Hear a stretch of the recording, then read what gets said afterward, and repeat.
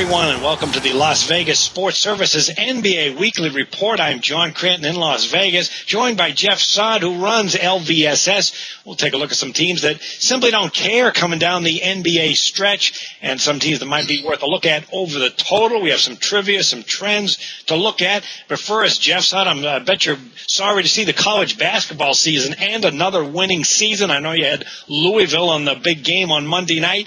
For the entire season, with games of the month, games of the year combined, a sizzling 10-2 mark. How can folks get aboard another special with the NBA playoffs on tap?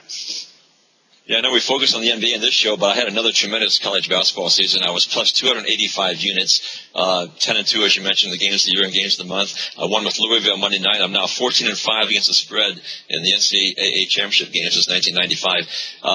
NBA, my last 92 releases going back 2 years, I've won 60 of them, 60, 31, and 1. So now I'm going to give everybody a chance to get on board for this year's NBA playoffs. You get all the players' edge winners, all the five-star plays through the end of the playoffs. That will include the playoff game of the year off for just $39. Just call LVSS at 1-866-575-8916. It's 1-866-575-8916. Also, my first blockbuster of the season was Wednesday in baseball with the Giants. They won 10-0. So when you call, ask about baseball too. But call LVSS at 1-866-575-8916. Okay, and that covers right through June. You get the entire NBA playoffs with Jeff. All right, let's start with the Dallas Mavericks. I mean, we had a quote from Mark Cuban this week. He said, hey, the Mavericks are going to recover. They were knocked out of the playoffs officially this week, but he also said our goal is to win championships, and we're going to come back better next year. So when you look at a team like the Mavericks, what is that going to mean for the next week? Are they going to give it their all, or are they going to start resting some of their older players? Well, first of all, Mark Cuban, when they won the championship a couple of years ago, I think he kind of figured they caught lightning in a bottle, and he didn't want to keep the same players the next 3 years. He thought the best thing to do was to maybe let some of them go and get some salary cap space and get some free agents. That didn't work last offseason. They didn't get what they wanted, especially Darren Williams, who stayed with the Nets, but they're going to try again this offseason. I don't think they're that disappointed in not making the playoffs because they knew this wasn't a championship team. Now they get a decent lottery pick, and they have a better chance to build around Nowitzki, which they want to do for the last couple of years of his career for one more championship.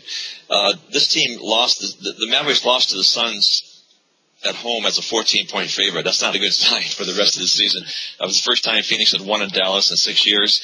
Dallas is 1-4 against the spread of the last 5 home games. So this is an example of a team that you might want to be very careful with the last week of the season, John.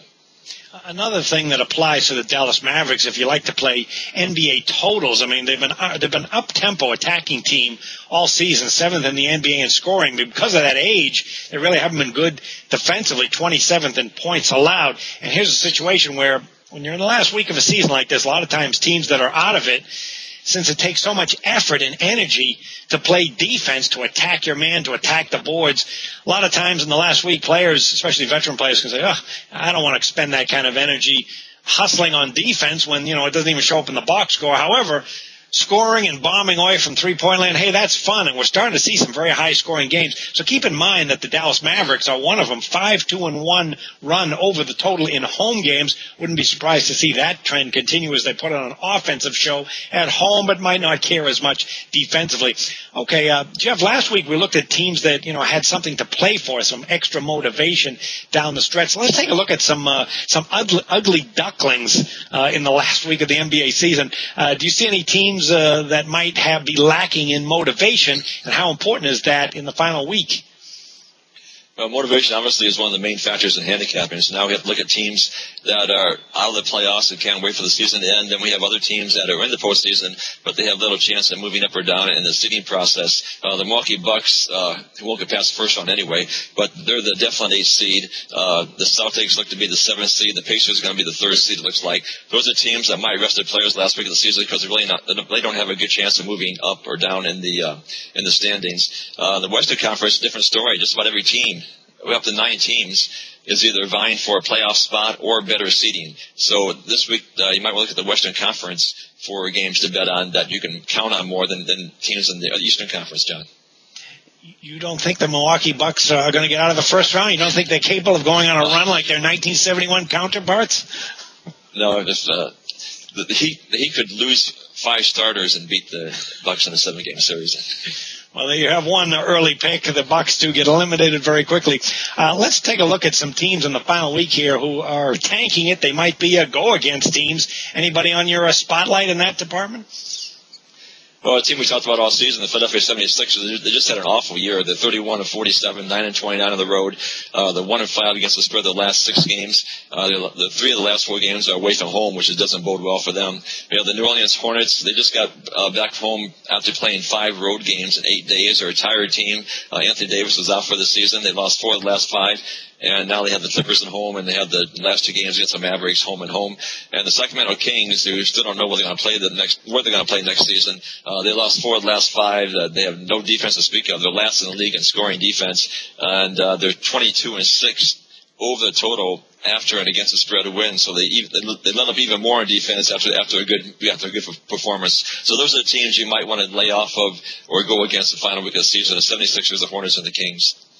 I'm going to take a little unorthodox approach here and go with a team like the Celtics. I mean, they will be in the playoffs, but I can see them as a go-against team over the next week. First of all, they're a bad road team, 13-25. The other thing is they're pretty much locked into that number 7 seed, so they're going to be playing the Knicks. But that's a good thing because the alternative, if they move up or down, will be the Pacers or the Heat, and the Knicks would be a better matchup, I think, for them. They're also not playing very well right now. 2-4 straight up, 1-5 against the spread. We know that the Friday night game, Kevin Garnett and Paul Pierce have some sore ankles. They won't be playing at all, and it just makes sense for Doc Rivers to rest a veteran team, which he has done in the past. 3 of their last 4 games are going to be on the road: at Miami, at Orlando, at Toronto. 1 home game is against the Pacers. And keep in mind, the Celtics 1-7 against the spread in their last 8 road games. And when they face a team with a winning record, they're on a 7-1 run over the total. That's another thing I mentioned with teams that can pack it in defensively when they don't need to be in it in the final week of the season. Another team would be the Minnesota Timberwolves. I mean, this is a team more to look at over the total. They're not playing very well. 1-3 straight up run. 0-3-1 against the spread. They just gave up over 101 points in 3 consecutive games, going 2-1 over the total. And you look at this final week, they're going to play the Utah Jazz twice. I mean, the Jazz are a team that is so good offensively, but like Minnesota, have some trouble defensively. I wouldn't be surprised to see those games be extremely high scoring. And when the Timberwolves face a team with a winning record, the last 27 times, 7-18-2 against the spread. So this is a team to look at over the total, and certainly a very difficult team to back in the final week of the season. Okay, Jeff, how about some trivia time? Kareem Abdul-Jabbar's NBA record for games played was surpassed by what former center? I'll say Moses Malone because he had a 4-year head start on Kareem. He came right out of high school and went to the ABA, then the NBA. That is a good guess because he did have a long career, but it's not him. It's actually Robert Parrish, who had a long career down the end where he just kept going and going and going. And one thing I remember about Parrish is when I was a young reporter in the New England area, he was the first guy that I was assigned to actually interview for a piece. So I got all my notes together and had all these questions I was going to ask him. Opened the Celtic locker room and I went in. Everybody's there except Robert Parrish. He had scooted out early, and I thought it was just bad luck that I picked the wrong day. And I later found out that he did that all the time. He didn't like to develop relationships. He liked his privacy, so he cut out all the time. I ended up writing the story, but what I had to do was interview all the other players, say, "What do you think about Robert?" and to get quotes that way. So kind of did it. He was a quiet guy.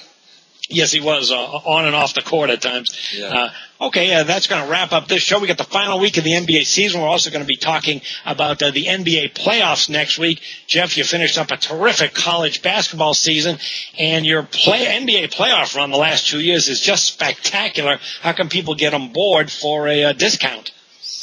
Yeah, 60-31-1, my last 92 playoff games going back 2 seasons. You're going to get the entire NBA playoffs, all the 5-star players edge winners we call them. You got all of those, including my NBA playoff game of the year. All for a grand total just $39. Just call LVSS at 1-866-575-8916. It's 1-866-575-8916. All right, be sure and take advantage and get on board, because that NBA playoffs goes right through June, and you can play with a Vegas pro the entire time. Okay, thanks for joining us, everyone. Jeff and I will be back next Friday for another NBA report from Las Vegas. Good luck with the games, everyone.